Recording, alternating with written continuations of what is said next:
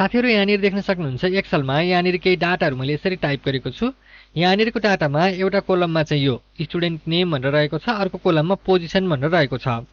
अब यो प्रत्येक स्टुडेन्टको पोजिसन यहाँनिर लेख्नु पर्ने छ। जस्तै साजन भने चाहिँ यसलाई 1ST फर्स्ट लेख्नु पर्यो। त्यसपछि अब यहाँनिर यो रमेश छ, यसमा 2ND गरेर सेकेन्ड लेख्नु पर्यो।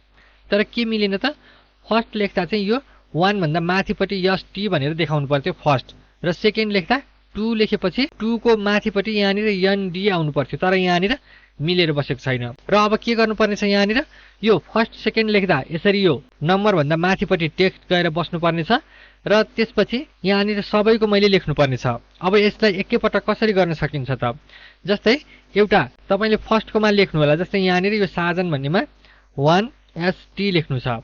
अब त्यसपछि यसरी 1ST लेख्नुभयो। अब यो ST मात्र लेखेकोलाई यसरी सिलेक्ट गर्नुहोस्। त्यसपछि तपाईले किबोर्डमा कन्ट्रोलसँग 1 प्रेस गर्नुहोस्। यहाँनिर यसरी यो बक्स खुल्छ। यो बक्समा यहाँनिर देख्न सक्नुहुन्छ यो सुपरस्क्रिप्ट भन्ने अप्सन देखाइरहेको छ।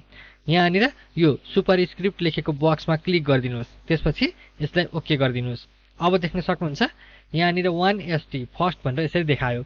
अब यहाँ सबैको निकाल्नु पर्ने छ। त्यसो भए प्रत्येकलाई एक एक गर्दै गर्ने हो त होइन। भर्खर निकालेको यो सेलमा यहाँनिर तलपट्टि यो सानो एउटा डट देखाइरहेको छ। यो डटमा यसरी पोइन्टर राख्ने, त्यसपछि यसरी प्लस देखाउँछ। अब यसलाई तलसम्म यसरी ड्र्याग गरिदिने। यहाँनिर मैले तलसम्म गरेँ।